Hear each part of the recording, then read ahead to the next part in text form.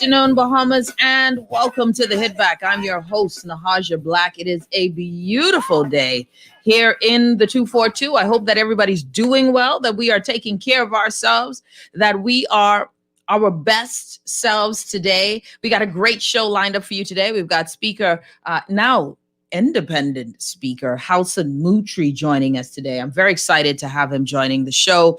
It's always an honor and a privilege to have a person such as himself really coming and speaking with the Bahamian public so that we can get an understanding of all that is going on and why we choose to do what we do. So it's excellent to have him join us today. But before we do that, we got some big news for you today.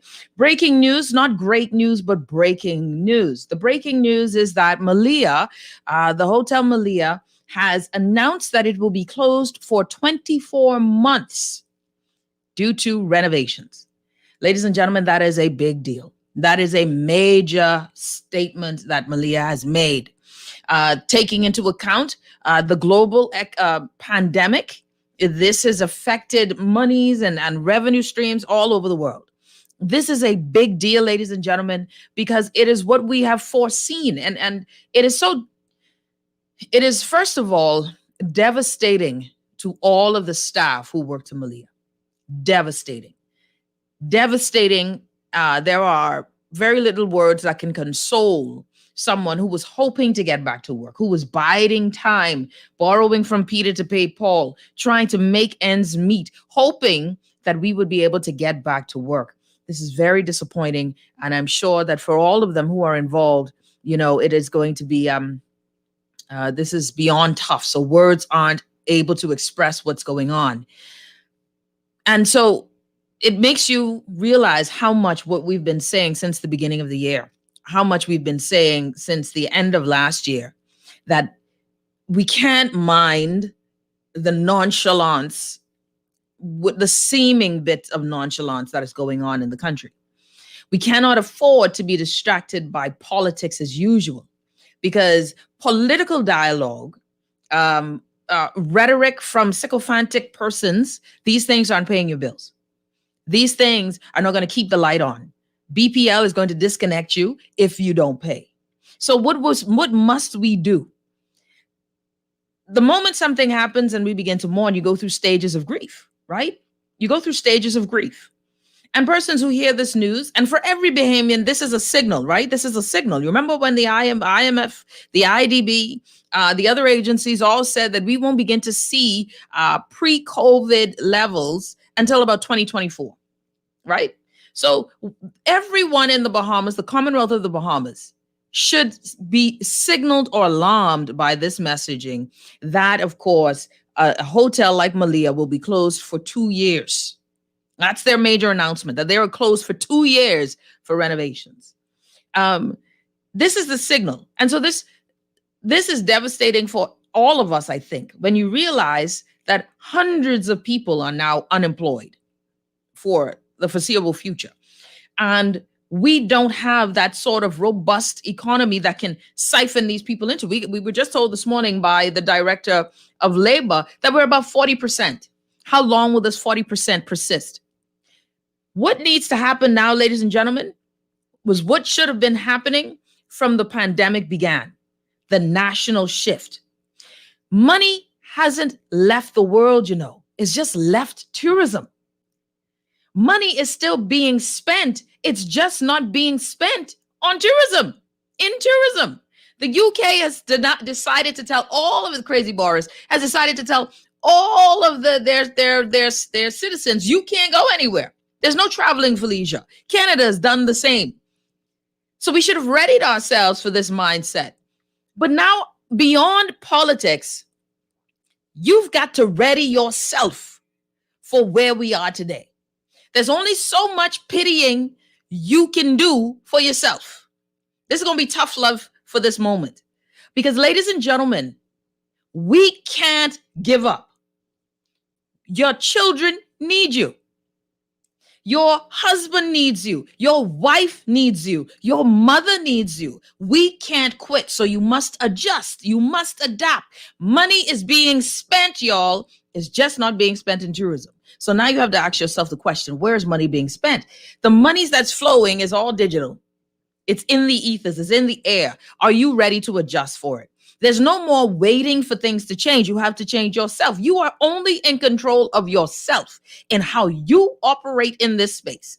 You can't blame the government for how your life has turned out. You can't spend all your time doing that. You can't, because that doesn't solve the problem. You think the people who are getting their gas paid by the taxpayers are sitting here mulling over the fact that you have been blaming the government for 15, 20, 30 years? They've gotten richer. They've got land that they've been quieting and getting in Exuma, whilst we've been struggling to get an 80 by 100 in New Providence. So listen, no more feeling sorry for yourself. Put on your big girl and big boy pants, and we are going to change ourselves. Get online, learn. There is a lot of things that are happening in the space. You know, billions of dollars are still floating and circulating.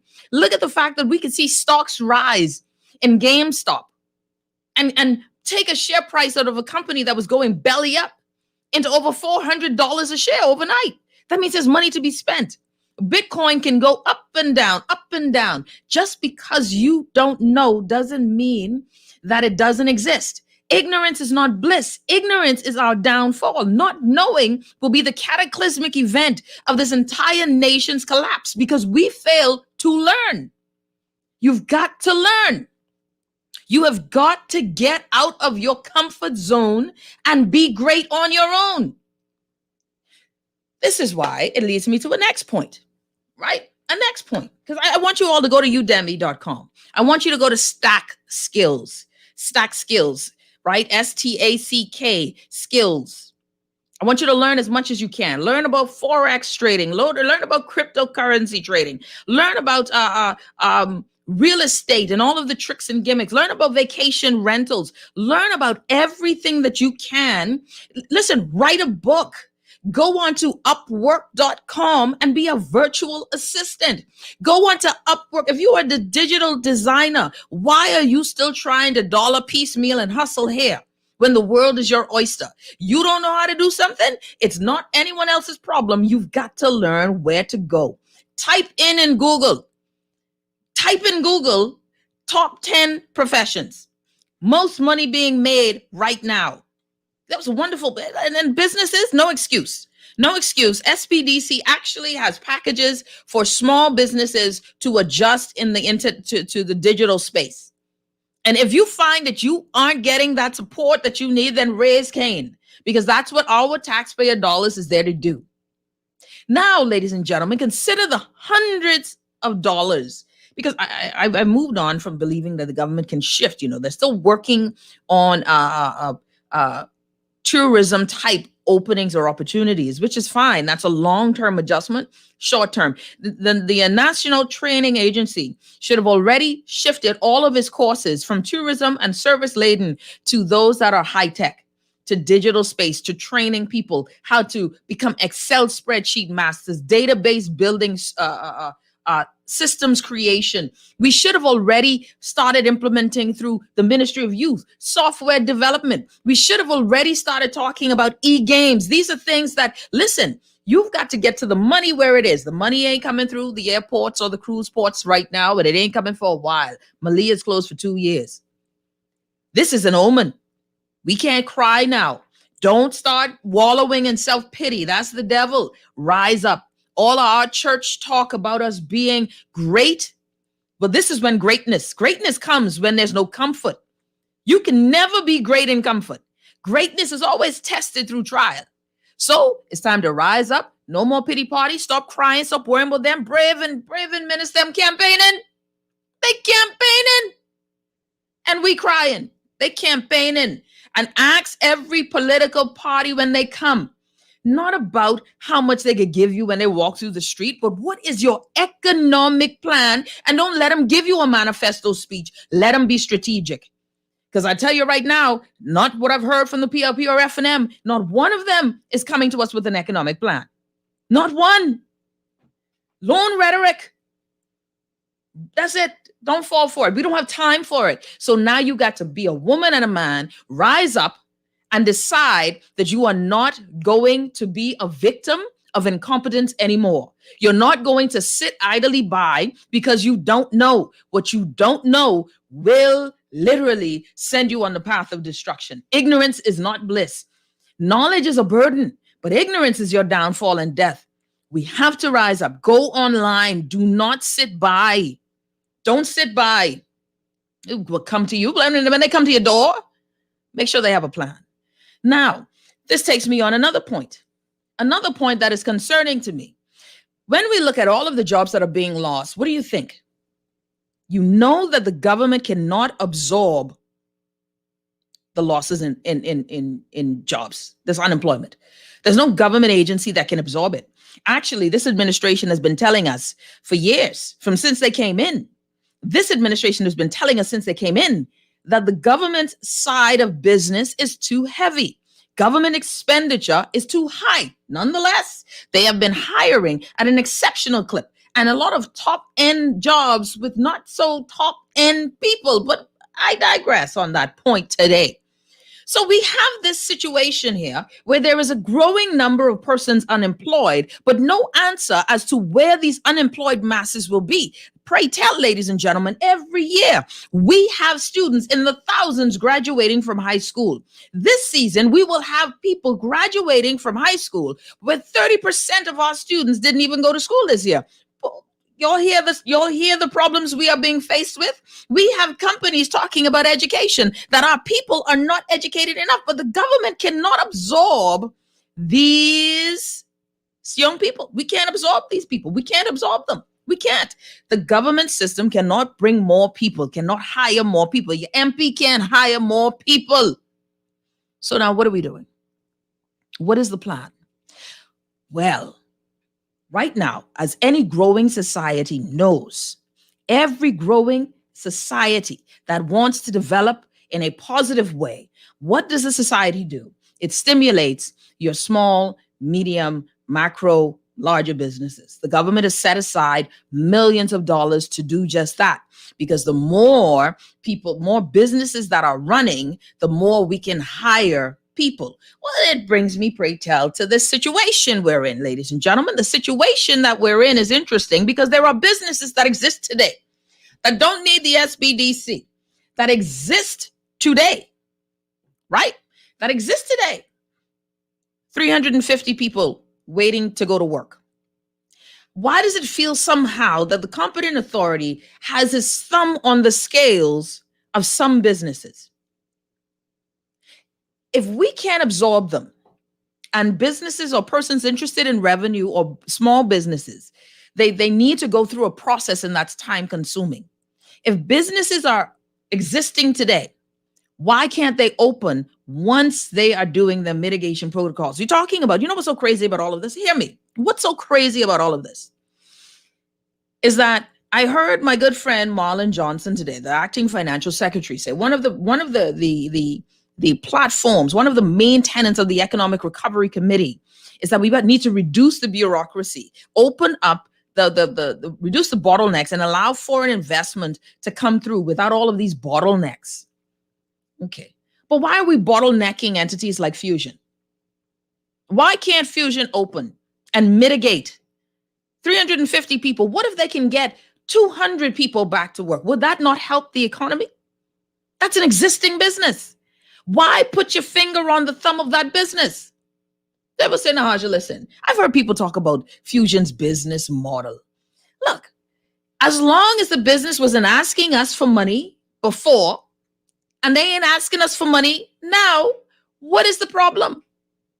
Can they not? See, and I have a problem with this because, ladies and gentlemen, it isn't just them, but that is an employer that has 350 people, a Bahamian business that was employing people. Why are we watching how their business runs? Oh, well, you know what? COVID just exposed that the business, that ain't our business. You know how many things, if the government did not release their powers, how many business would have been closed today? If the government has had their finger, if the competent authority had his finger, you remember he released his pressure off of fast food chains with one letter. One letter, he released that. All of a sudden, you could eat after 8. You remember that? In the height of COVID, everything was shut down. One letter. But then after we heard about that letter, all the other fast food chains, all the other restaurants were then given deference. But it was only offered to one. Other businesses, if the competent authority was treating other businesses the way it's seemingly treating a company like Fusion, we would be in a crippled state. So stop putting your thumb on competent authority, release the businesses. And when I say release them, of course, they have mitigation protocols. We could go in the food store. Y'all stop checking to see how close people are in the food store. You could stop. I rub elbows with people in the food store. Ali, when you go to the food store, that line, them lanes full, eh? Oh, ain't nobody stopping me. Why the COVID police ain't rolling up to make sure that the aisles are clear? Because you know what? It isn't sustainable. You're only doing it to the food store. Rupert Roberts would crush you in a minute. But why are we doing this? Why that business is single out? Someone said, well, R&D isn't open. I didn't ask about R&D. R&D ain't asking to be open. The Fusion is asking to be open. So competent authority, you have got to release your thumb on the economy. Release it. Let the businesses function based on necessary protocols. Y'all can't talk about, oh, but what about the AC? Foods? How many times y'all check to see if the HVAC in the food stores changed? HVAC in the mall changed. Who's inspecting that? Huh? Who's inspecting that? You don't get to pick and choose. You don't get to pick and choose who's successful. That's wickedness. Let people be successful. You are making paupers out of the Bahamian people. You are bringing shame. I understand what you're trying to do, Mr. Competent Authority. You care for the Bahamian people. I get it. I saw your ad. Your ad all over my Facebook. Your ad all over my Facebook. Everywhere I go, I can't read nothing on Flipboard. Every news article I read, there's my prime minister and they're strolling through doctor's hospital. He cured COVID. But come on, man. Come on. There's a whole slew of people, hundreds of people who will not be employed at Meliá for 2 years. 350 people at Fusion. There's other businesses here that would love to be able to function. Actually, businesses in this pandemic who've completely gone. We cannot, as a government, as a country, absorb these unemployed people. Because at this point, there is no answer on how you are going to stimulate the economy. Not one answer. Not one. And we are holding the thumb. So Bahamian people, hear me today. If you're listening, I got nothing but love for all of us because all of us are in this together. I don't know how long Guardian can be here at this rate.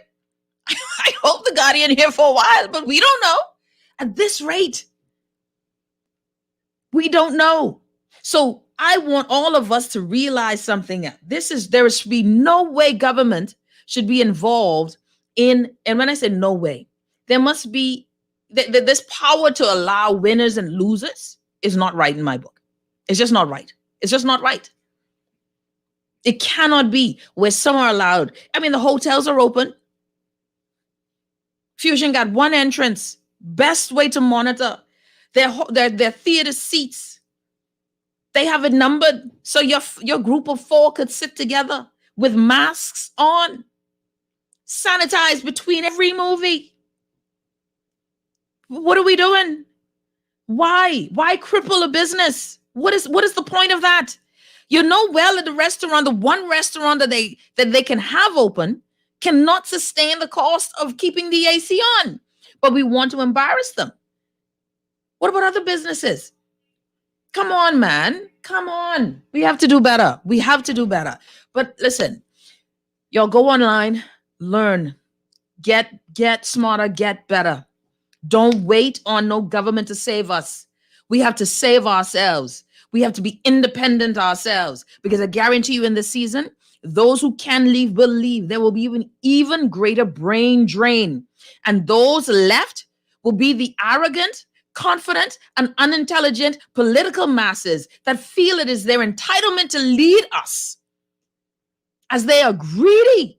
Listen here, greed has killed this country. Corruption has ruined it for our children. And they don't want to fix education, because the less we know, the less we are able to understand and comprehend the basics of economics, should be what we are learning. The basics of economics. Our constitution should be a part of our syllabus so that your rights will never be infringed upon.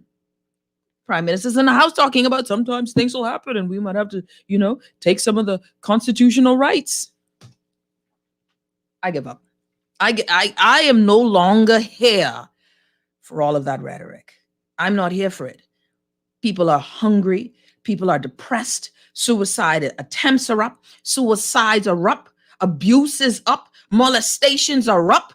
Unemployment is up. And your one-run campaign, but with no economic plan?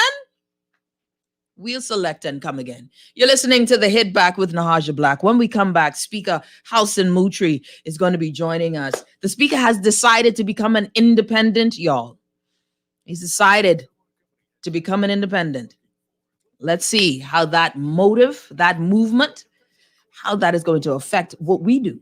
And let's find out about his motives. You're listening to The Hit Back with Nahaja Black. We'll be back after this. With a standard.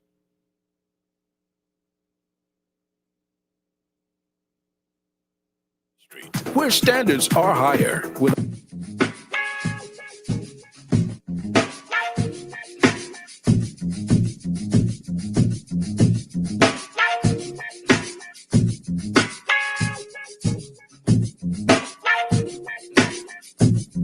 NASA Motor Company has just the Honda you're looking for. Whether it's a versatile fit, convenient city, sporty Civic, impressive Accord, stylish HRV or CRV, looking for more room? Test drive a Pilot, Ridgeline, or adventurous Odyssey. There's a Honda to fulfill your needs. With a standard 3-year factory warranty, your dreams are within reach. Come into our Honda showroom at NASA Motor Company on Shirley Street, where standards are higher. With a Honda, your dreams go with you. Cancer is smart. It pushes us. We push back. Challenging conventional thinking. Finding smarter solutions. That's what makes Cancer Treatment Centers of America one of the leaders in precision cancer treatment. Using tools like advanced genomic testing and immunotherapy to bring more options to our patients.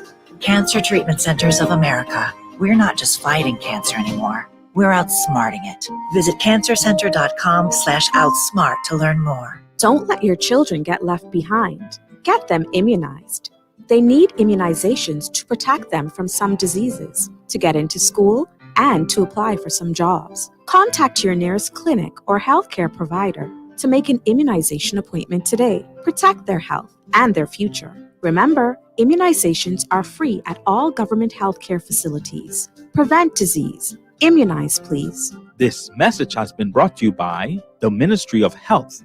This is Guardian Radio 96.9 FM. Fresh news, smart talk, all day.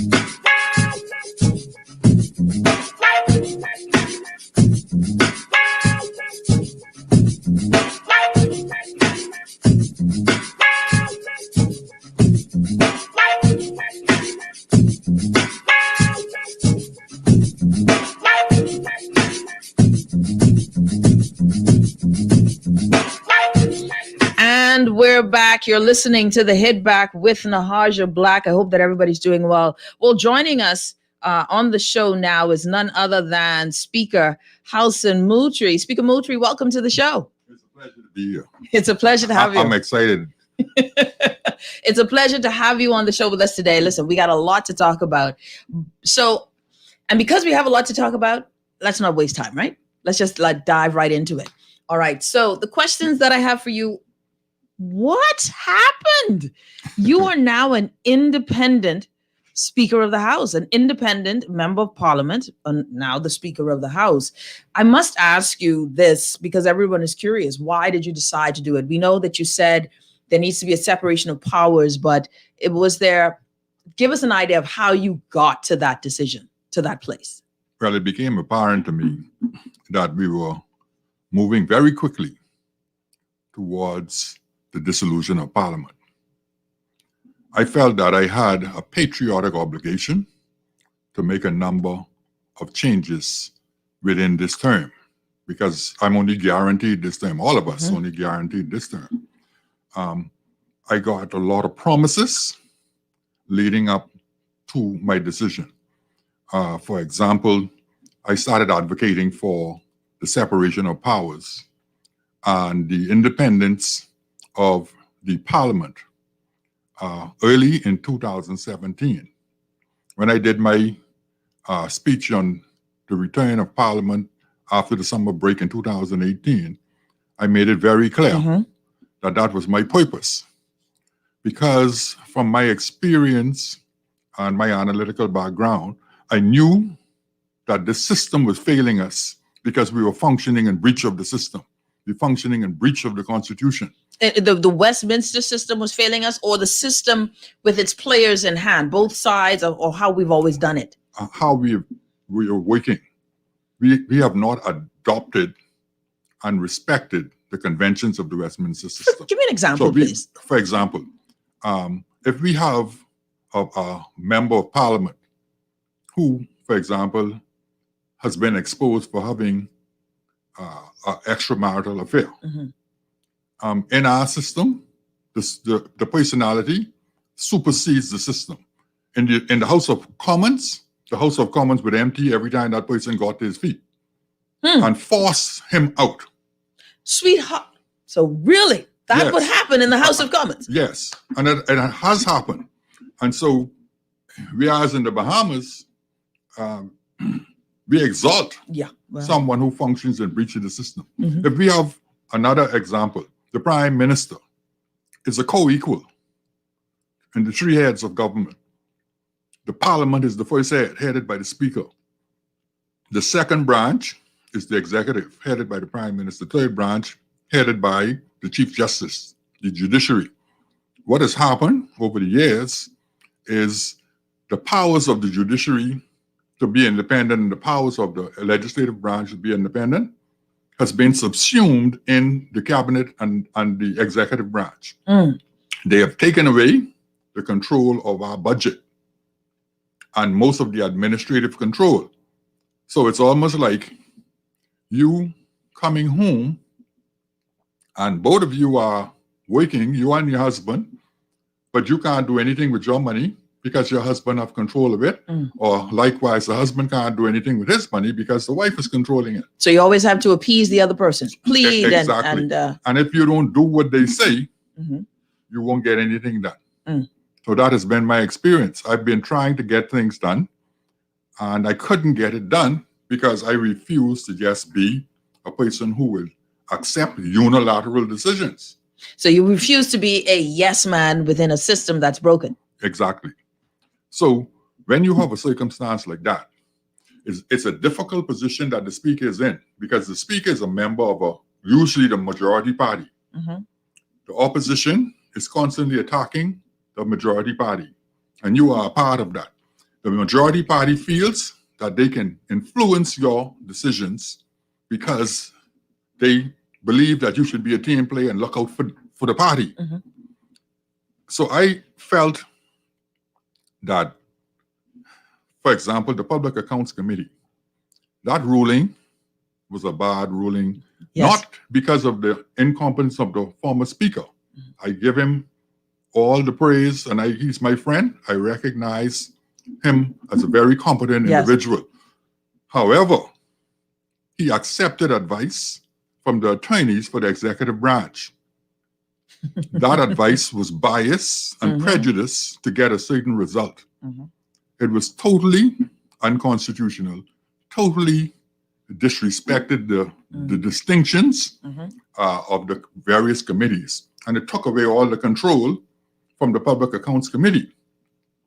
So I felt in the beginning that a man should not benefit from his own wrongdoing. So I had difficulty in revising that decision that would favor the opposition who put that decision in place. So my position was eat what you serve. That's okay, I understand. And so I allowed it to go on, but I was determined that I was not going to allow this session to end without revising that to make certain that no government coming to power in the future can inhibit the works of the Public Accounts Committee. Let me ask you something. If you're just tuning in, the Speaker of the House, Mr. Halson Moultrie, of course, attorney at law as well, joining us on the show. There's so many things that you said just in that in that intro, right? You made reference to, let's just go into that. You made reference to where, as the Speaker, there were times, or there's a presumption as Speaker that you will side with your government, right? There is that presumption. There is that despite presumption. The obligation of the Speaker to be impartial. Did you find that you were challenged with that on many occasions in your tenure? Well, I would put it this way. What I discovered when I became Speaker right away was that everybody was functioning basically in breach of the rules. And I was determined. I learned those rules and I studied those rules, just like I studied my law books. And I was determined that all members are going to function according to the rules. Now, obviously, the opposition was less compliant because they felt that my application of the rules inhibited their opportunity to chastise the government or expose the government, whereas the government appeared to be falling in line and accommodating everything that the speakers wanted. So in your earlier tenure, you would say that the government, the sitting government, was more compliant than the opposition, and hence why you were butting heads with the opposition? I wouldn't say more compliant, because the governing side would also take liberties. And for example, a member would get up and they would speak for an inordinately long period of time. And they would expect that the speaker would not shut them down because he's from the same party. So in my efforts to shut them down, they would continue to take liberties. Okay. Right? And the opposition would feel, despite me allowing them and giving them extra time, they felt that I was not giving them the same liberties that I was giving the government, which they cannot prove, because I have been giving them the time. But that is the narrative they want to put out there in the public domain, to make the speaker appear to be biased and against them. And I must say, Speaker Moultrie, that it did come across as if, not necessarily biased, but that there was something perhaps personal against you and the member from Engliston. And would you say that there was, because those interactions seemed very, very intense. Would you say that? Well, the member for Engliston is very intense. And I am not going to be put in a position. I know that I love women. So if your approach and your narrative is to try sell a message to the public that somehow Moultrie is a chauvinistic person, the speaker is chauvinistic, the speaker is a misogynist, I'm not going to relax my position to prove to you that I love women. I have a record and a history of loving women, and I get accused because I say, look, loving women meaning supporting them, or supporting women all around, and not having a difficulty with any woman in my life up to that point in time. And my position was, if my wife don't put gray hairs on my head, no other woman will. So if you come in the House of Assembly and you acting like a prima donna with special entitlement, I am not going to relax my position simply because you are a female. If you ask for equal rights, then if you act like a man, you want to be treated like a man. That's the way I see it. That doesn't mean at all that it is personal with me. And if I examine the record, I happen to also be former chief meteorologist with scientific background, trained in observational analysis and system analysis. If I examine the record and I determine that you are behaving in a particular way from the evidence, and you consistently come and go contrary to the rules, I'm going to let you know whether you're male or female. That's it. That's it. So it was never anything about the tone in which Mrs. Hannah Martin, in terms of her being female, using a particular tone or addressing you robustly, that it was not an issue? You don't believe that at all. No, I don't believe that at all. Based on your statement here, it has never been an issue of her agenda. It's never been. Is it personal? Has it turned personal? It's not personal to me. It may be personal to her. I don't know how she feels, but it's not personal to me. 3 years ago, I think this day, was it 3 years ago today? Yesterday, I think it was, there was a vote of confidence by the party, your governing party, for you as speaker. Right. After a vote of no confidence. It was a vote of no confidence that was amended to become a vote of confidence. Thank you. And your party, your side gave a full resounding vote of confidence, minus I think maybe a few absentees who weren't there. Do you feel as if you have betrayed your party by becoming an independent? No, not at all. Betrayed their confidence? Well, they're no longer your party, but betrayed their confidence? No, not at all. Because I'm of the view that, first of all, I don't believe in the concept of the maximum leader and a person who behaves in a way as if God only put a brain in his head. I don't support that. When I was in the PLP, I didn't support it. And I didn't support it when I was in third-party politics, and I still don't support it now. And I made that clear several times in the House. So, my mantra in life is every man's origin is the womb, and every man's destiny is the tomb. Life is the interval between the womb and the tomb. So between the womb and the tomb, let no man presume that God sent thee, Halson, Moultrie, to be consumed, because such an assumption is a rebuttable presumption. And any perception of a threat could lead to the acceleration of your own death. And while I do not advocate the commissioning of a crime, I will get on my knees and seek the divine. And God help you. If I have to pray over you, Psalm 109. And that's how I live. Did you write that poem? Did you write that? Yes. This is deep, Speaker Moultrie. You even have a poem. This is good. Keep going. And so I live according to that mantra, because I believe that every man that was sent here and every woman was sent here with a purpose. And I'm not going to let you determine what my purpose is. And if I have to just sit back with all my training and experience and just accept your views, you are destroying and diminishing my purpose. And I'm not going to permit you to do it.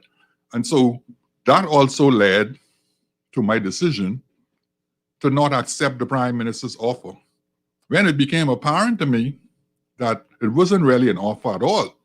It was an ultimatum. Hold that thought, because I want to get to that on the other side of the break. So I want that train of thought on the other side of the break, because I know that's going to be a lot longer conversation. I want to ask you this. You mentioned that you are not of this position of an ultimate leader or a maximum leader, where he was supposed to be first among equals, correct? Exactly. So you're saying today, Speaker Moultrie, that in your experience with the party and a speaker within the party, that our prime minister, you're the leader of the country, the leader of the Free National Movement, was too heavy-handed in his leadership? Does he micromanage?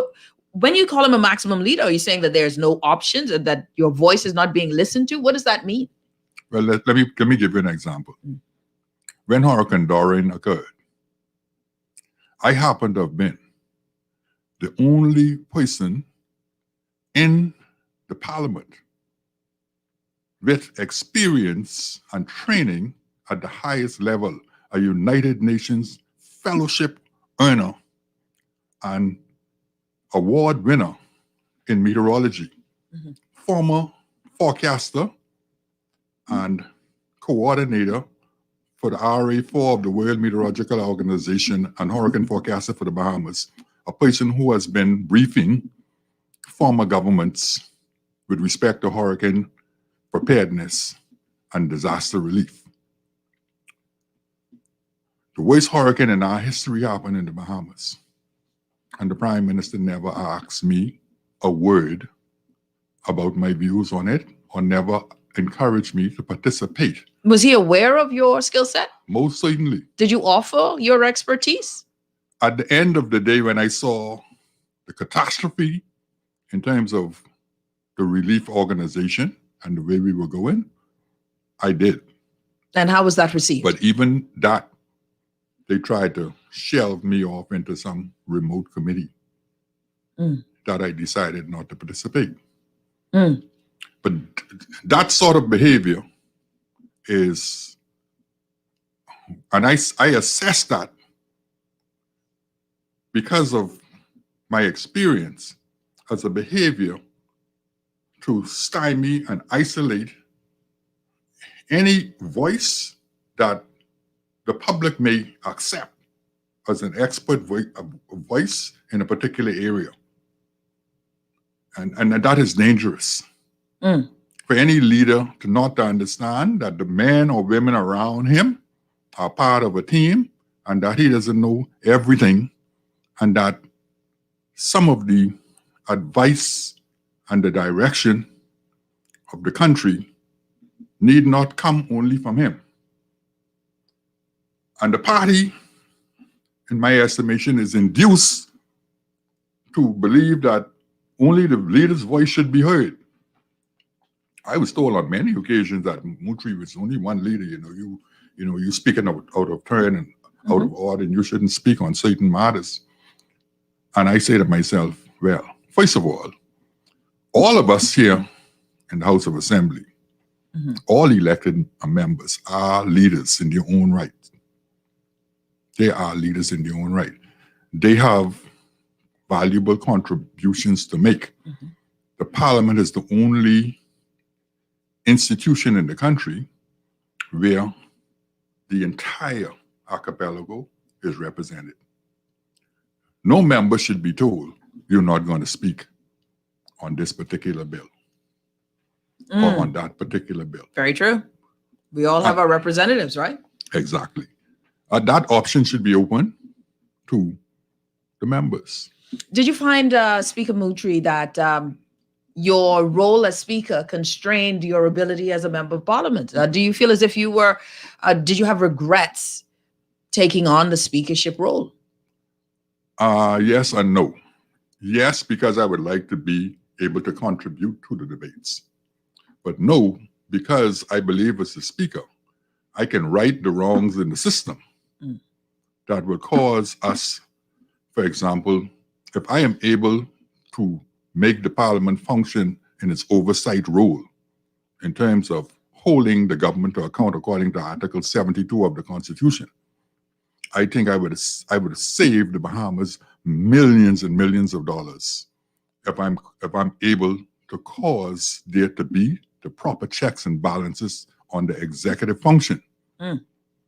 Because right now, as it is, or it was in particular with the Public Accounts Committee not being able to function, there was no way for the Parliament to exercise its oversight role of government expenditure. They were not forced to produce documents, answer questions. And the second role of the Parliament, which is to, in its oversight capacity, which we saw a mockery of the system last Wednesday, when the majority side was able, based on some bogus rules, in my estimation, that the PLP put in place in 2005, they are suffering from today. The majority party is able to decide the agenda despite the rules. Now, the bill that was before the Parliament, no one can convince me that that bill was significant in terms of its passage. Which bill are we talking? I'm sorry? The Court of Appeal Amendment Bill that was only making an adjustment for the Court of Appeal to hire a number of deputy or assistant registrars. Come on, give me a break. You are going to change the function of the Parliament, which is to allow ministers and the Prime Minister to answer questions. You're going to vote not to answer questions. That's right.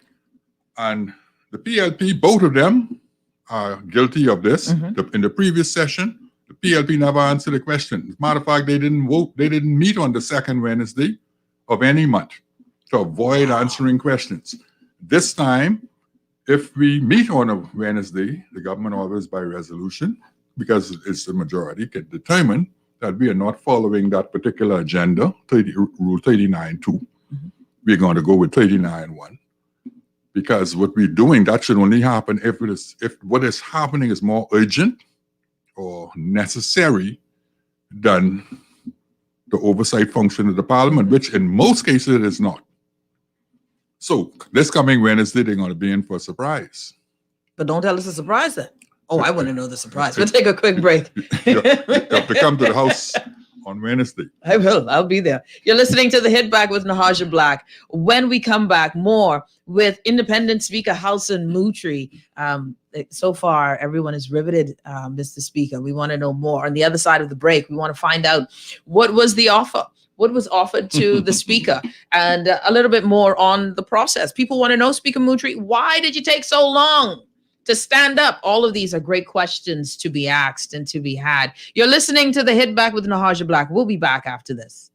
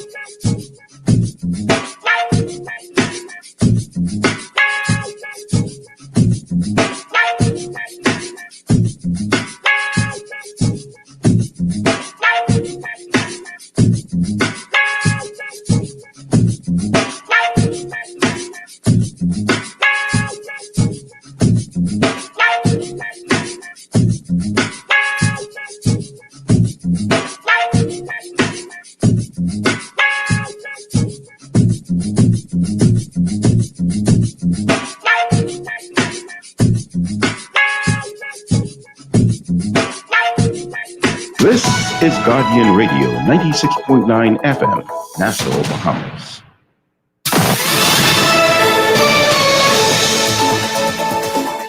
You're listening to the Guardian News Network. Good afternoon, everyone. I'm Taylor Ferguson. Here's what's making news. Thank you for tuning in.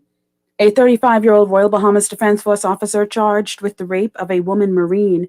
Prosecutors say 32-year-old Ronaldo Wilkinson raped the 32-year-old woman at the Royal Bahamas Defense Force base on Inagua on February 5th.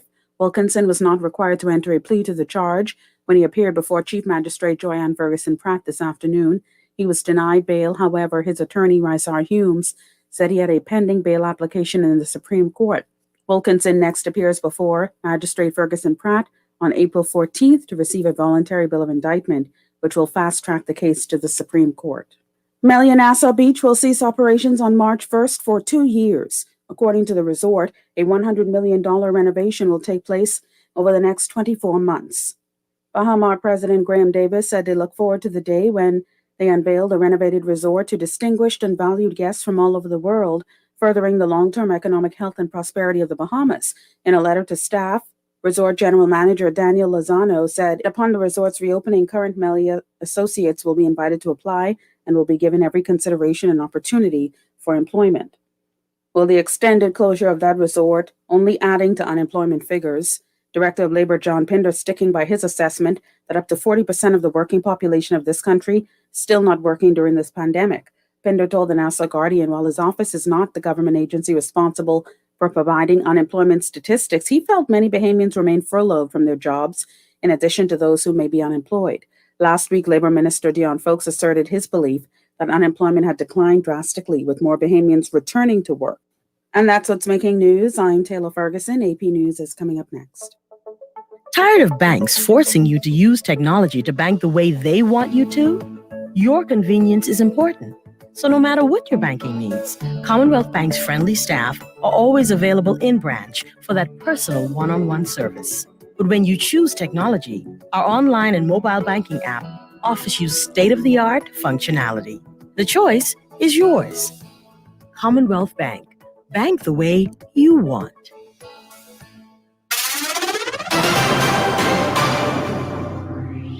Coronavirus update. I'm Tim McGuire with an AP News Minute.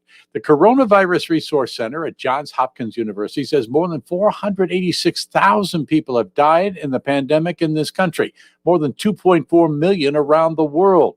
The World Health Organization has given emergency approval to another vaccine. WHO emergency use listing assesses and assures the quality, safety, and efficacy of COVID-19 vaccines and is a prerequisite for vaccines to be distributed by COVAX. A top American epidemiologist says Centers for Disease Control and Prevention guidelines for reopening schools during the pandemic are sufficient, but schools will face major challenges in the coming weeks because of the virus variants.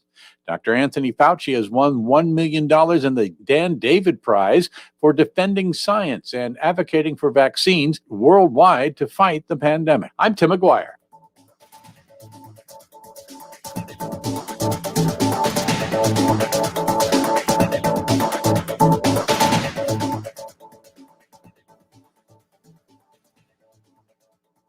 This is Guardian Radio 96.9 FM. Fresh news, smart talk, all day.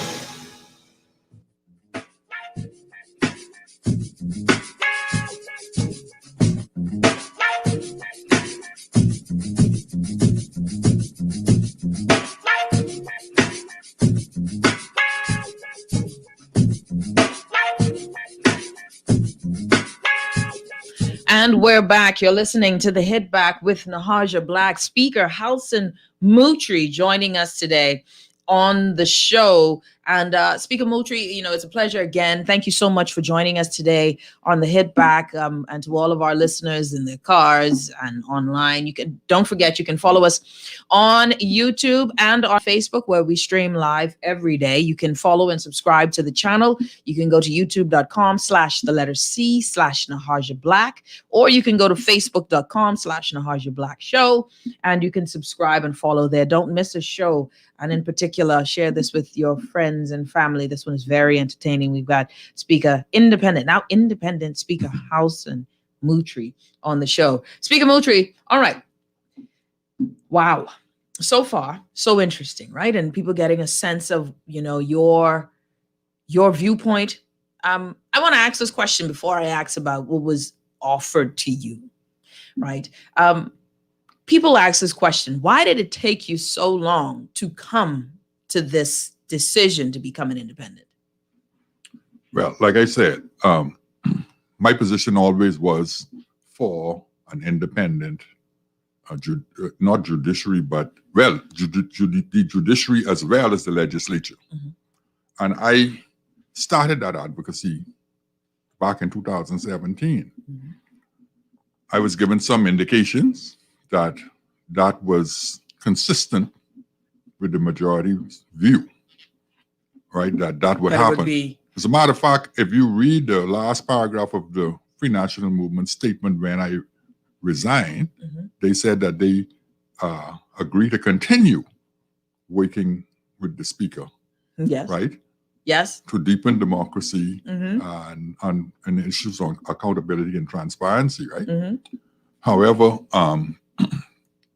despite the many promises, it became apparent, particularly with the circumstances leading up to this present time, where, in my estimation and from my background and experience and analytical expertise, I reached the conclusion that the elections must be called very soon.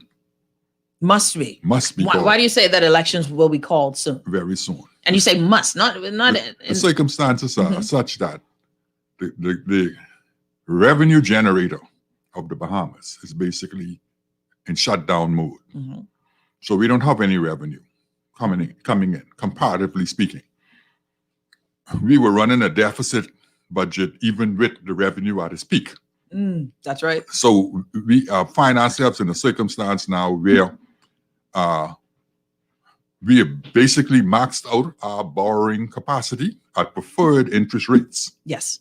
Now, you could always borrow, but when you max out your capacity at the preferred interest rate, you enter shark territory.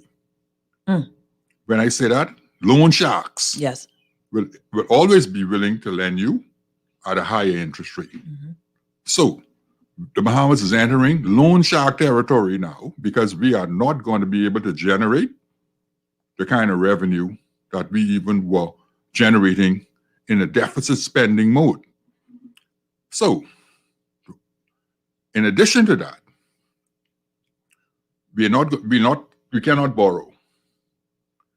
We have a circumstance where the country is going towards a general election, which suggests that the only other way to generate revenue is to raise taxes.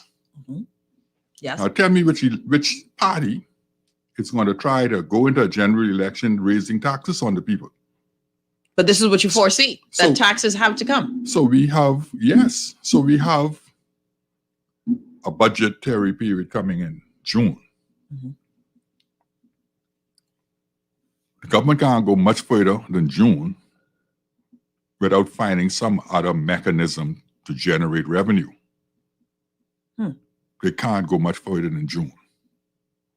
So I see the activities, and it suggests to me that it's possible that an election can be Highly called. likely, because you went independent. You went independent, Speaker. You So- were moving off of what you felt was great intel. An urgency to be able to get some of what I believe should be done before June Of this year. of this year.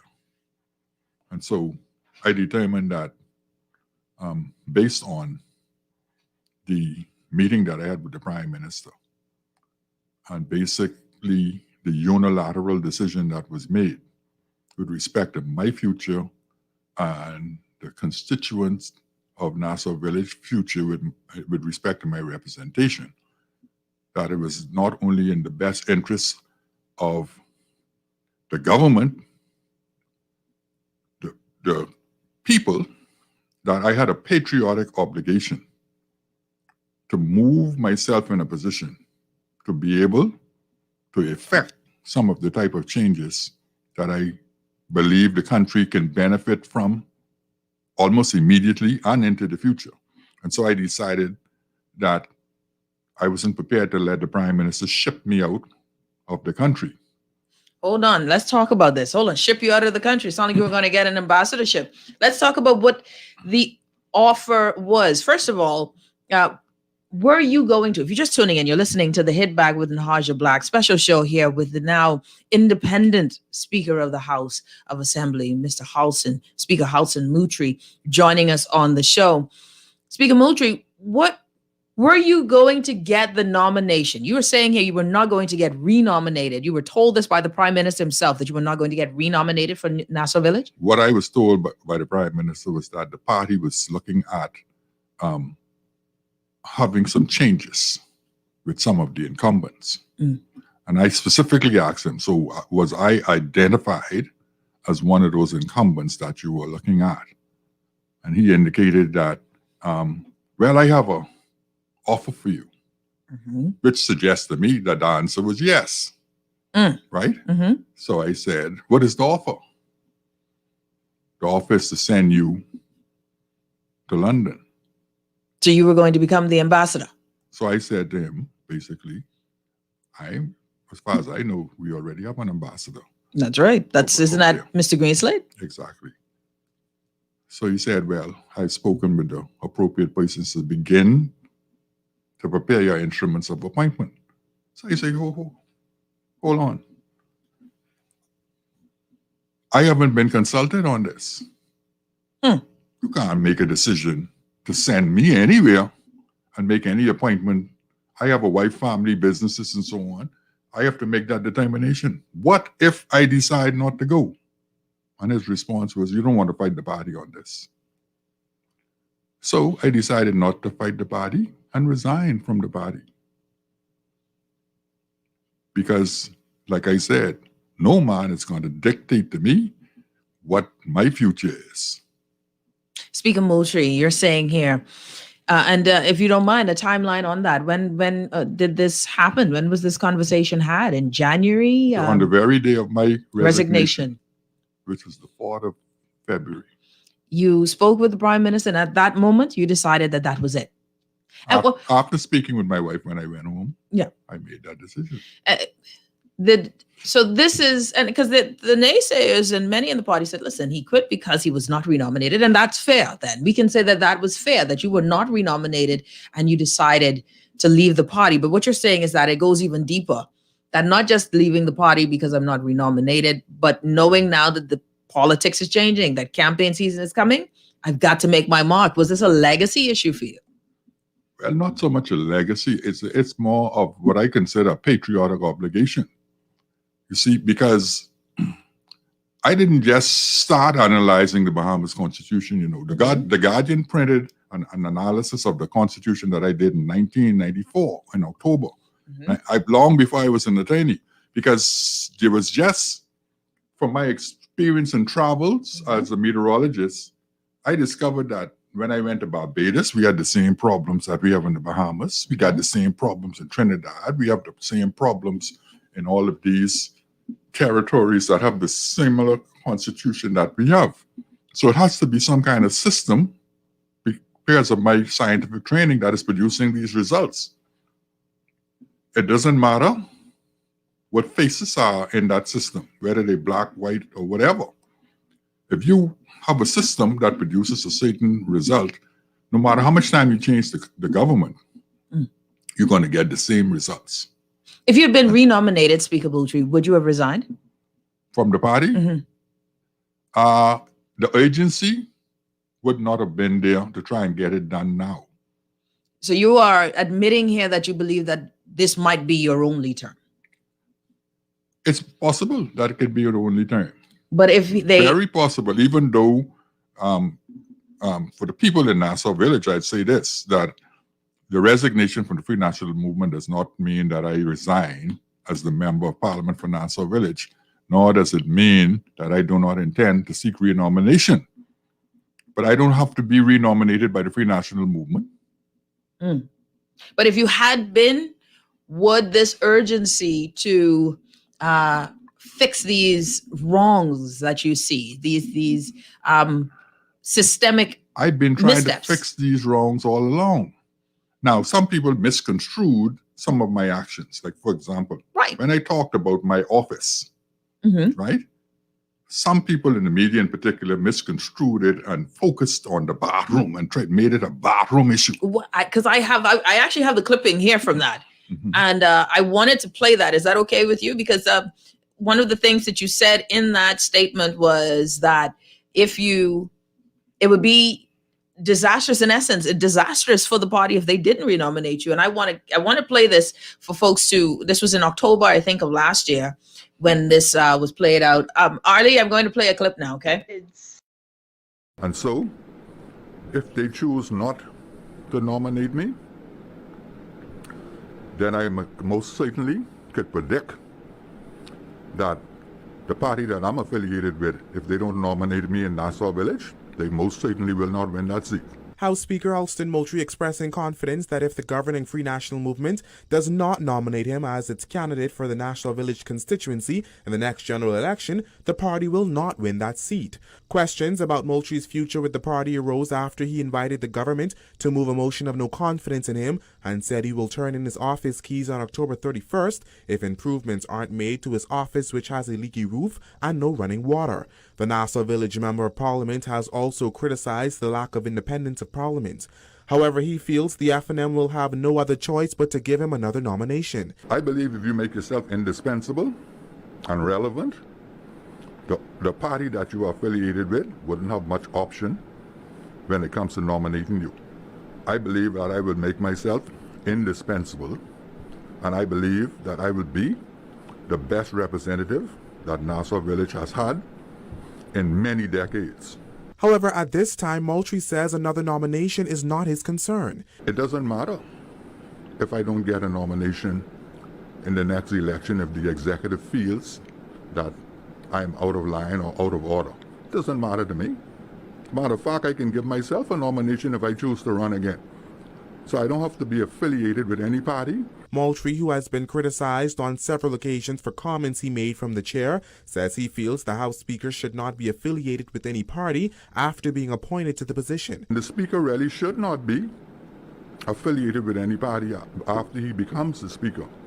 But our democracy has not matured to that extent where the Speaker would resign from the party that he won his seat with when he is elected as Speaker.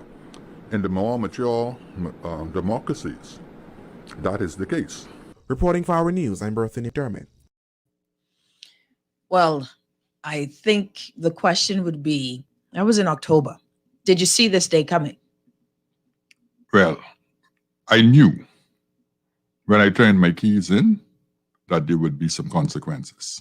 You knew when you turned, because things did not, your problems were not fixed. The challenges you presented were not resolved. So you knew when you turned those keys in, you're saying that you were going to face some form of repercussion. Yes. And to this day, nothing has been done except some meetings, in my estimation, that were called in order to be able to say to the public and to the media that something is being done to assist the Speaker with respect to the renovations of his office. The office that I'm occupying now was on the bottom floor of the Senate building, and I had to undertake to clear that office space and renovate it myself.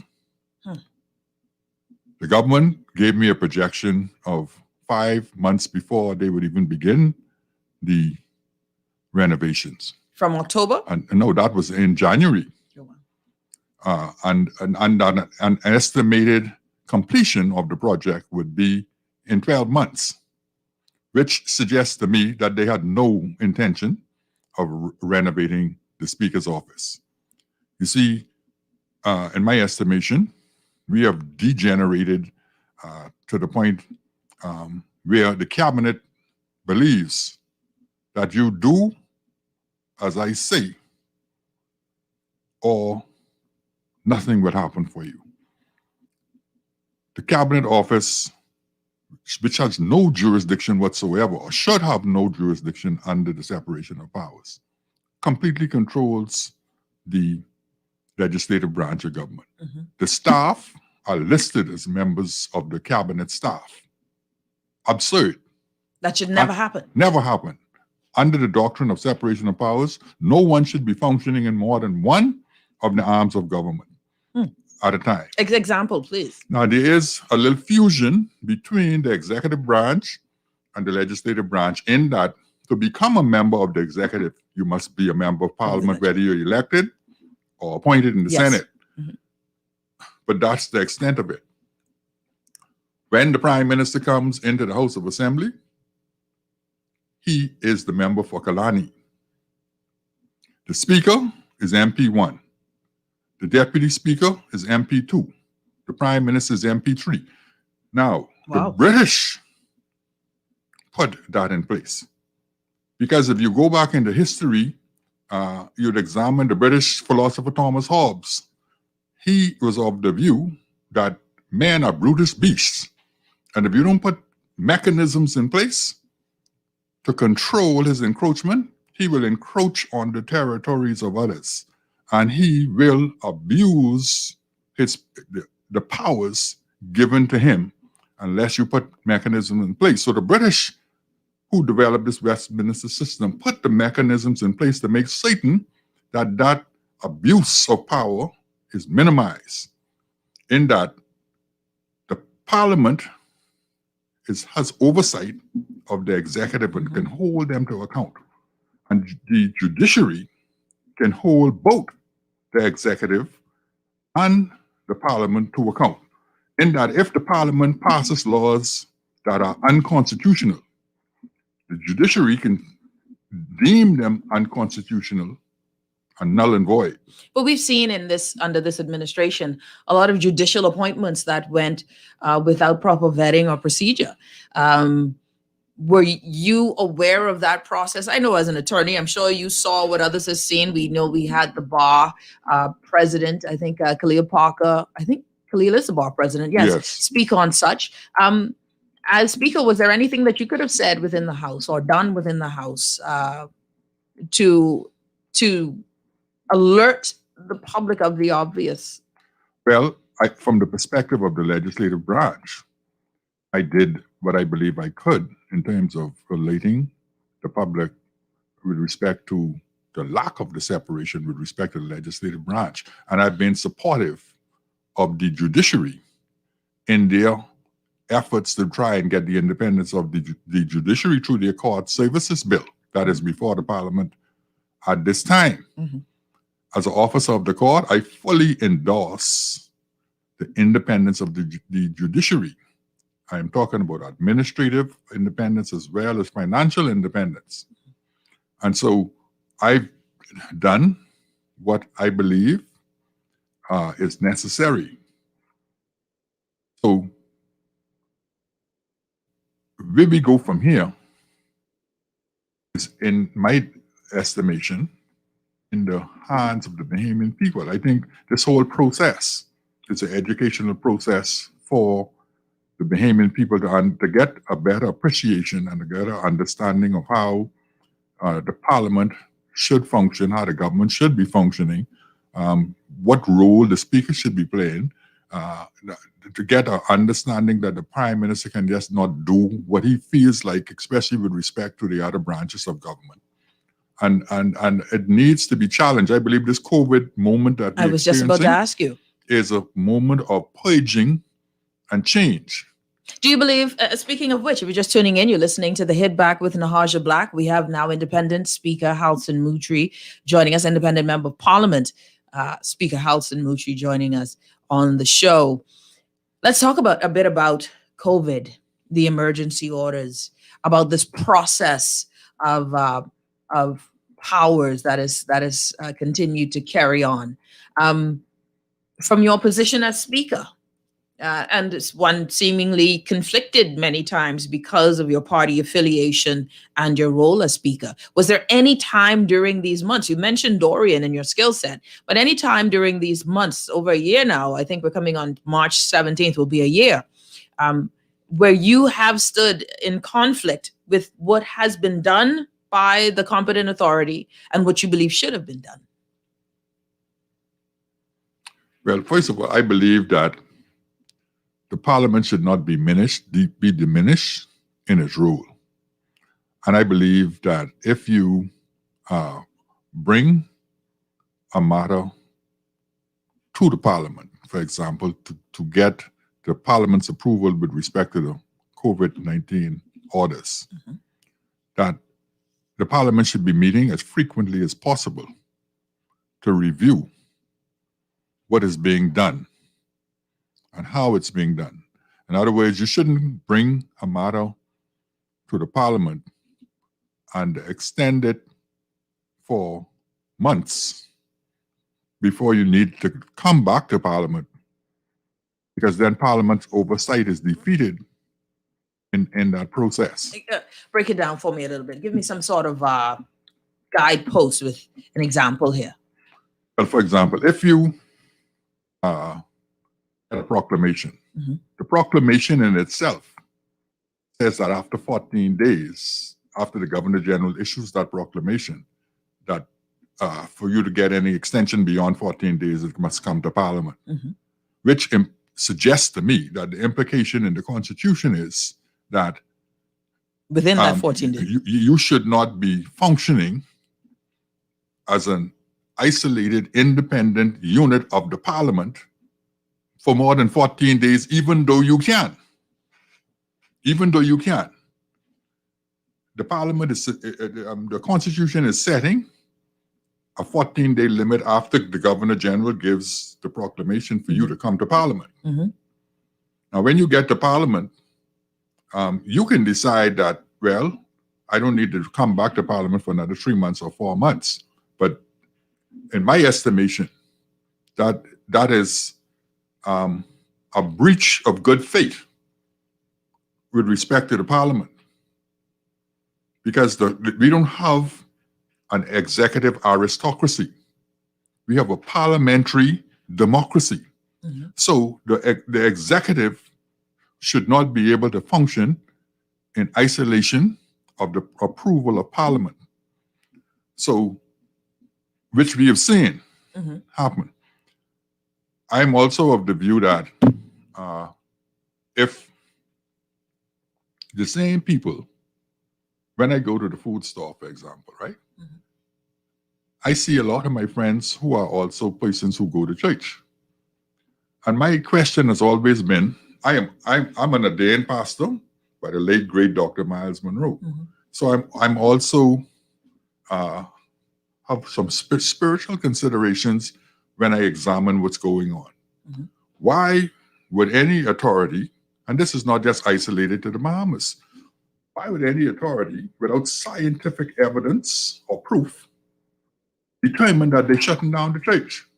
I can't support that. I don't support it. And I'm on record of saying that I don't support it. Because if the church, I figure the church should be functioning this way. Mm-hmm. If you look at the size of the church and you say, okay, the church has so many square footage. If we want to reach the physical distancing of the church and the COVID protocol, comply with the COVID protocols, then the church should be permitted to accept the numbers of persons divided by the square footage to give the proper protocol. And I think they're doing that now, correct? Not necessarily. Well, I mean, not by proclamation, but it definitely, I think many churches have decided to say, hey. People, some of the churches have decided to just, remain. Some have decided to remain closed. Others are a little sketchy on how they get these things done. But I understand where you're coming from, that there are those challenges. My challenge is if you don't have the scientific evidence to show that as a result of assembling in church or around the gravesite for funerals and so on, that has produced some COVID-19 cases, then what are you basing this decision on? Let me ask you something else, Speaker Moultrie, something that the former Minister of Health, since becoming the former Minister of Health, has stated in the press and somewhat, I think, in the House as well, talking about how this process should be more democratic when we're talking about the COVID orders, etc., intimating that, listen, those in legislative, the members of parliament should be more involved in the decision making. Have you found that has been a challenge overall as well? Well, that is the point I made in the first one, earlier, that the parliament should be involved all the way through, because you have circumstances that change. For example, the member for exhumers in Ragged Island was making the point that, Justice Cooper, that look, since you put these orders in place last year, we haven't had a case, but we are still under the same orders. Had the parliament been meeting, that could have been raised a long time ago. And so as a result, adjustment could have been made. Personally, my view is that the best way to deal with any crisis in life is to educate and not to stymie people under like almost a police state environment. Because a man convinced against his will is of the same opinion still. And what we've seen, for example, at these funerals lately with all the junkanoo and so on, is proof that we have moved now into the breach of the orders where people are prepared to get locked up or challenge the authorities and so on. That's never a good situation. I believe we should continue to encourage people to abide by the protocols. Stay at home if you can. But if folks are of the opinion that there is no data, like you've mentioned, there isn't much data. There's just proclamations. There's just emotion, it seems. then what? And I think what actually brings that to head is listening to you, Speaker Moultrie, and your discussion on the leadership of the part of the government, the prime minister, and his style of leadership, not from what I'm gathering from you, not being the best of styles of leadership, and being too political, and being more one-sided, where there's this ultimate or maximum leader. That does not bode confidence to one's competency or their capacity to use good judgment. Would you feel safe in saying that you can understand somewhat the people's rebellion to the orders? Well, I believe, when you have a circumstance that is continually deteriorating for the social aspects of life, social and economic aspects, and you are claiming victory for the health aspects. Well, what good is a health to a person who is dying from all of these other things? See, my thing is, look, you have to find a balancing, and you have to effectively balance this. People are not able to work. The economy is down.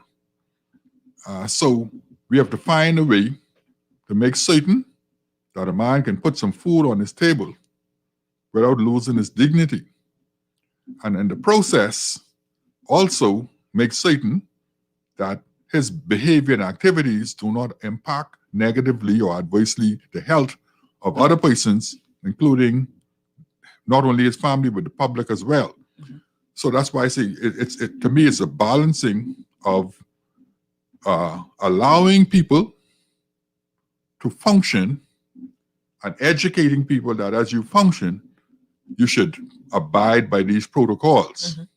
Because that is going to be the end result of this pandemic. We're going to have to allow and learn how to function in this environment.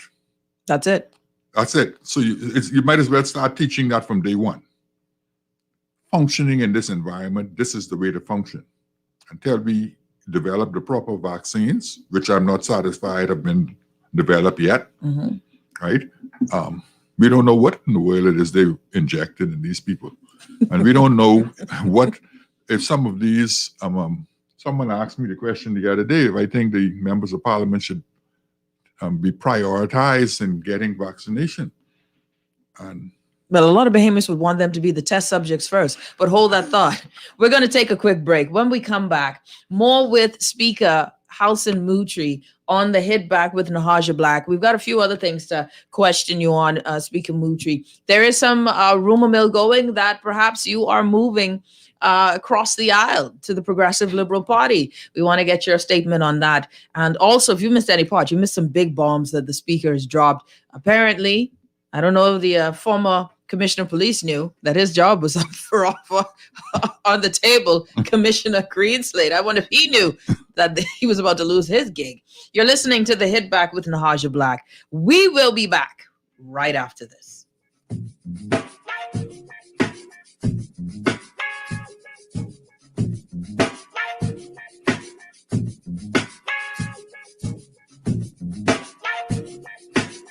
NASA Motor Company has just the Honda you're looking for. Whether it's a versatile fit, convenient city, sporty Civic, impressive Accord, stylish HRV or CRV, looking for more room? Test drive a Pilot, Ridgeline, or adventurous Odyssey. There's a Honda to fulfill your needs. With a standard 3-year factory warranty, your dreams are within reach. Come into our Honda showroom at NASA Motor Company on Shirley Street, where standards are higher. With a Honda, your dreams go with you. Hello, sir. Your credit card bill is due. Hello, sir. It's time for your monthly loan payment. Tired of creditors pounding at your door? Sign up for a debt consolidation loan from Fidelity Bank and consolidate your debt into one low monthly payment. What's more, you will also earn interest on a built-in savings account. The pandemic has curbed many freedoms, but at Fidelity, our focus is to help regain your financial freedom. Visit a branch or speak to a Fidelity Bank at 356-7764. COVID safety measures in place at all branches. Fidelity, we're good for you. Imagine. That's where every advancement begins, with an idea that things can be different, better, now. Imagine a world where your entertainment experience was all about you, your style, your show, at your budget. At Rev, that's what we've imagined. To join the conversation and learn more about the future of Rev TV, visit us at rev.bs/imagine. Cancer is smart. It pushes us. We push back. Challenging conventional thinking, finding smarter solutions. That's what makes Cancer Treatment Centers of America one of the leaders in precision cancer treatment, using tools like advanced genomic testing and immunotherapy to bring more options to our patients. Cancer Treatment Centers of America. We're not just fighting cancer anymore. We're outsmarting it. Visit cancercenter.com/outsmart to learn more. This is Guardian Radio 96.9 FM. Fresh news, smart talk, all day.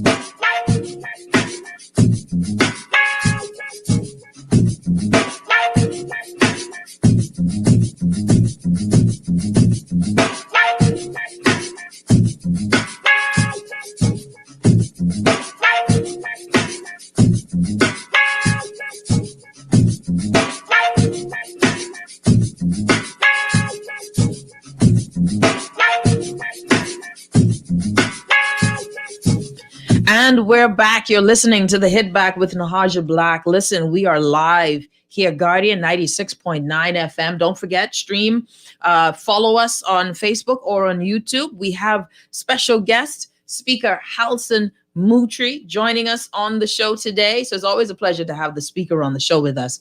Well, always a pleasure. This is the first time the speaker's on the show with us.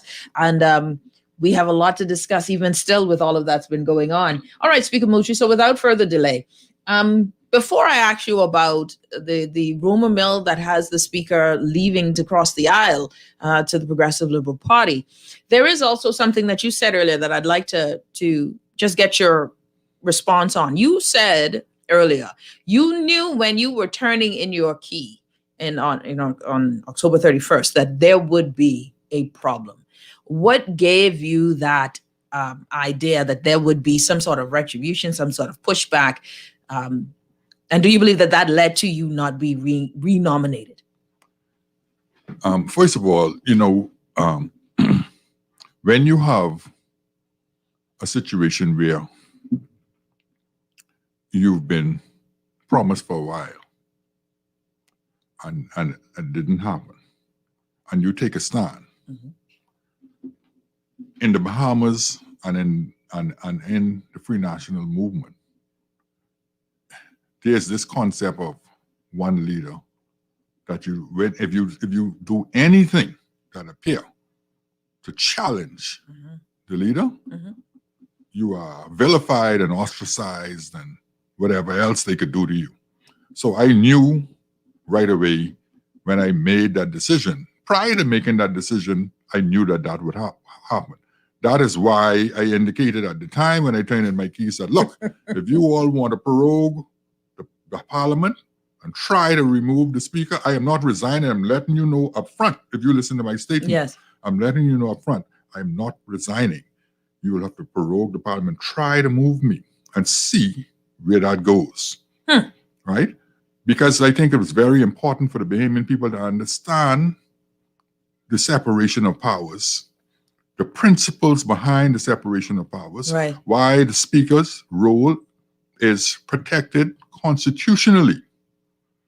The speaker role is protected constitutionally so that the speaker cannot be influenced and controlled by the executive branch.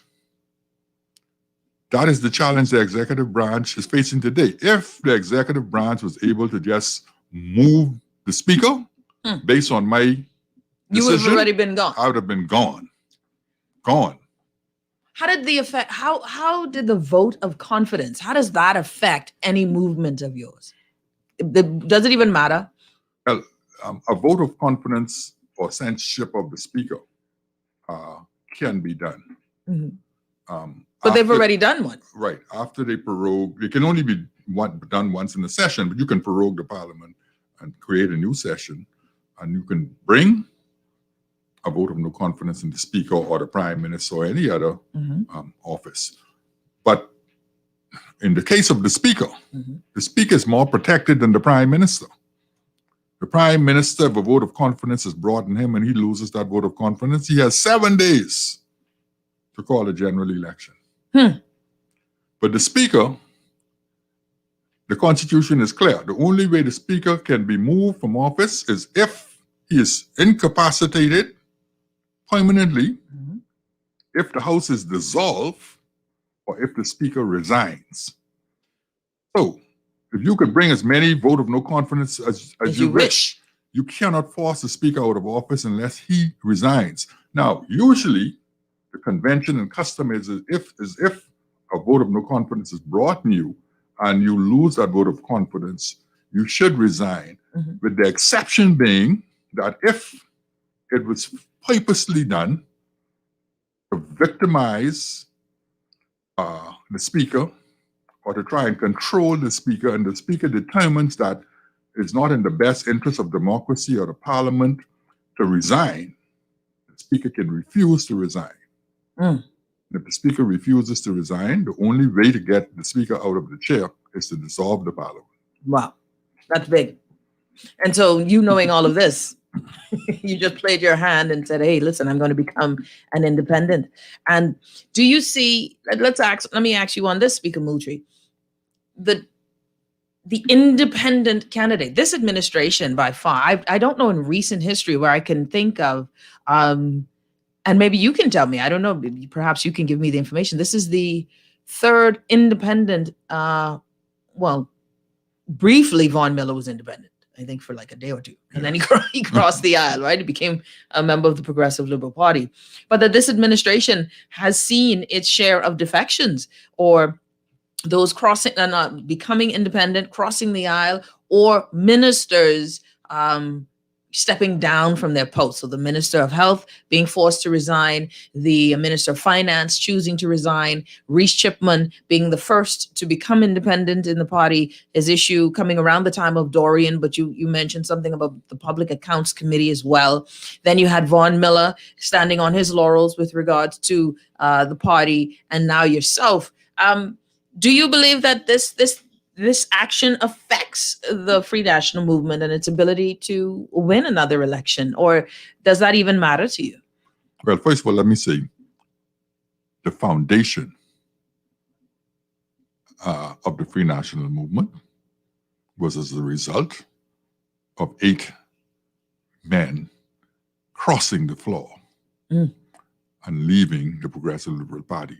It became the Dissident 8 to form the Free National Movement. So the Free National Movement history is a history of defection. So I don't see why anyone should be having a difficulty when you are consistent with the history of the party. That is the foundation of the party, where men who were not satisfied with the way Sir Lyndon was governing the party were prepared to stand up for what they believe in and to form what they called, first of all, the Free PLP, and later became the Free National Movement. So, the Free National Movement is a party that shouldn't act surprised by any persons who decide to stand up for what they believe in, because they would be acting in a manner that is consistent with the founders and leaders of the party. Now, whether or not these defections will affect the outcome of the next general election is yet to be seen. Because I believe that what would affect the outcome of the next general election more so than any defection from the party is the experience of the people during this time in office. And as people usually determine who they're going to support or not support based on how your policies affected their lives. Mm-hmm. And unless there's a miracle in terms of the turnaround, I believe that from the feedback that I've been getting was that, man, you got out at the right time. You know? So I don't know what the consequence might be because I'm not hearing favorable reports either about the official opposition. So I think it's going to be a matter of the last few days in the campaign that will determine the outcome. Are you moving across to the Progressive Liberal Party? No. And I saw someone called me, one of my best friends, and told me that they had seen this story in the Punch last week, Thursday. Mm-hmm. You know, it's amazing how we function in this country. Now, I don't expect too much more from a tabloid newspaper. But to concoct a story, totally fabricate a false story about the speaker cutting a deal with the Progressive Liberal Party that would allow the Progressive Liberal Party to have free reign in the House of Assembly is absurd. And it never happened. This speaker will never engage in that kind of activity. And was there ever any offer made? No. I have not had any discussion with the Progressive Liberal Party at all since I made my decisions. Matter of fact, the Progressive Liberal Party indicated in their statement that the majority cannot move the speaker. Mm-hmm. That doesn't mean that they want the speaker to remain. Oh, they do not want you to remain. They don't want the majority party to move the speaker, but that doesn't mean that they don't want to move the speaker. Just for the record, I was, one of the members of parliament said from the opposition was that you are probably the worst speaker that the country has ever seen. So I don't think that they favor you in particular, but that's very interesting. I wanted to ask you this. You mentioned, there was something that you mentioned, and we were talking about the incumbents at a certain point, yourself being an incumbent. Today, in some of our different news outlets, we're talking about Dwayne Sands still waiting and seeing if he will be renominated. We know that Peter Turnquist was not renominated. There has been, based on reports from the Tribune, an issue within the party with regard to incumbents being renominated. Do you believe that Dr. Dwayne Sands will be renominated? That's a difficult one. I believe that if the leader had anything to do with it, he won't be. But if the leader had anything to do with it, right, Dwayne Sands will not be. Not be. However, I believe that Dr. Dwayne Sands has some deep-rooted ties within the party, and also was affiliated with an element in the party that is fairly significant in the party that would cause the party to re-examine any initiative against Dr. Sands. And I believe that is what is happening at this moment. What about Michael Pintard? His name hasn't been called yet. Michael Pintard is another person who has had some deep history with the party as being the former chairman and so on. So some deeper considerations may be had with respect to Michael Pintard. But you see, usually when you are going into a general election and you undertake a political exercise to begin to move people,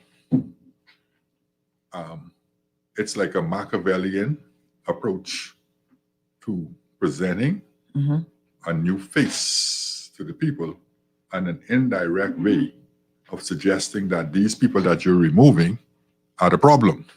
And so that could perhaps be what's going on. It can also be a circumstance where the party might be moving towards bringing more females into the front line. And I have no problems with that whatsoever. So political parties go through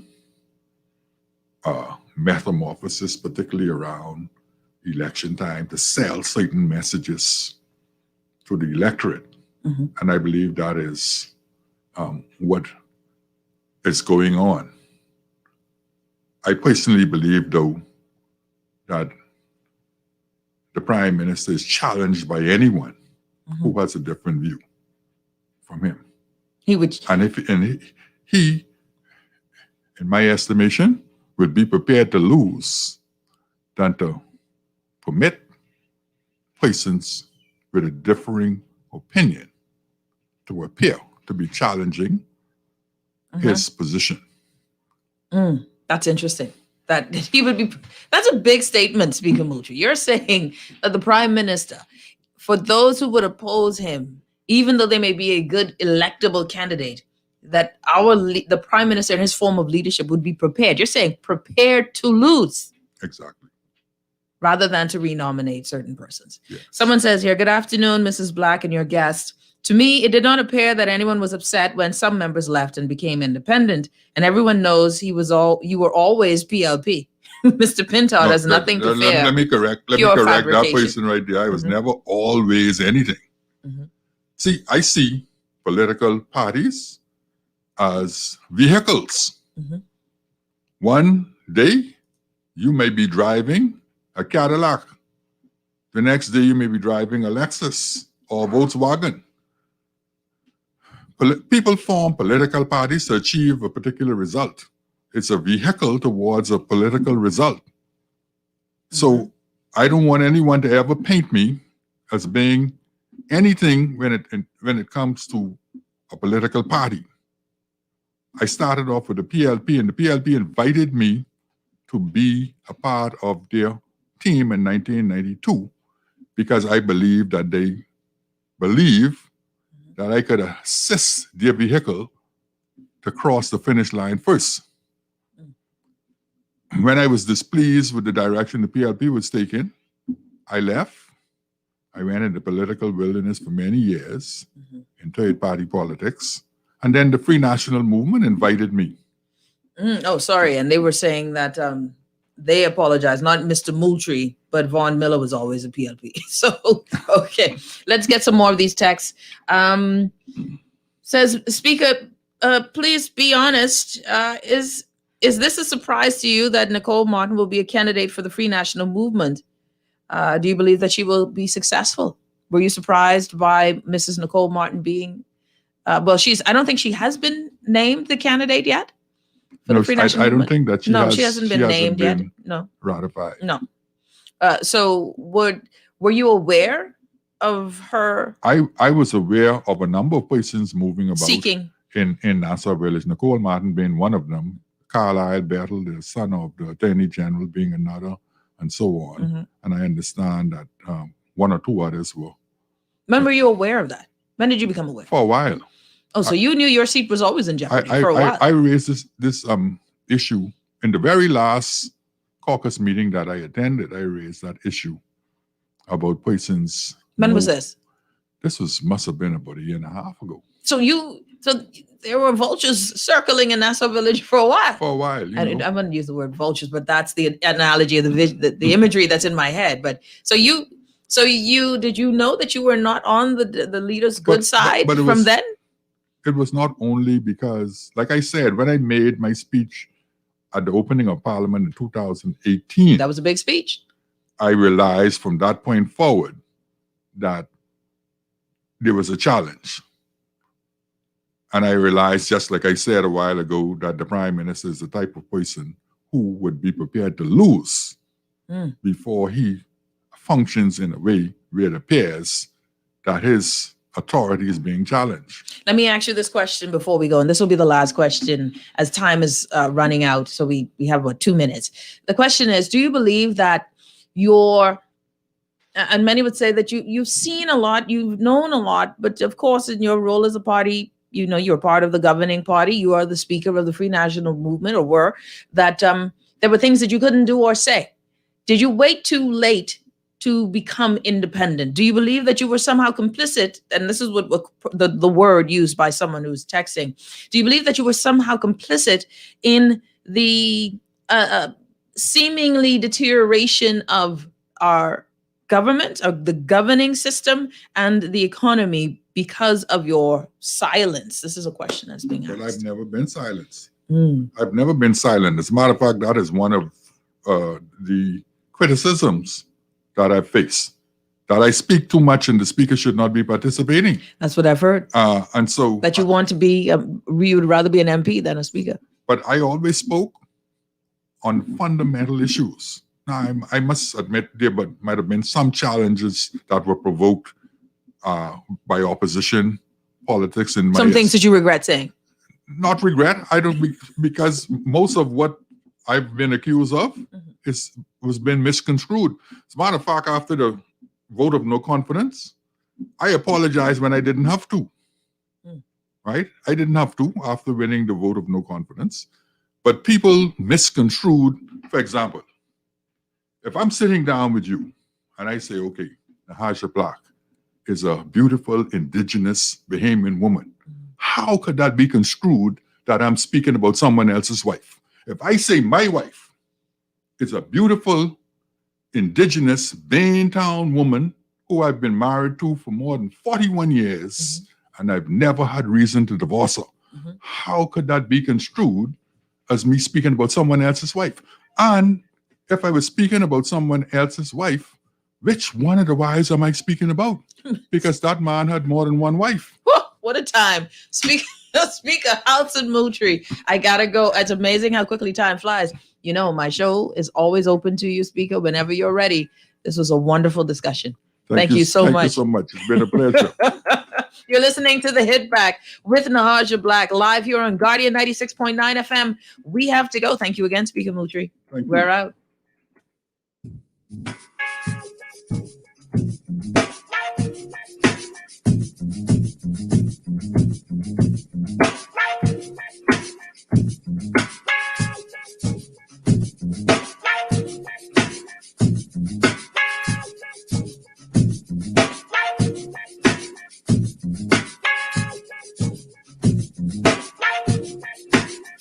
This is Guardian Radio 96.9 FM, Nassau, Bahamas. Good evening, Bahamas. You're listening to the Guardian News Network. I'm Taylor Ferguson. Here is your evening report. It is Monday,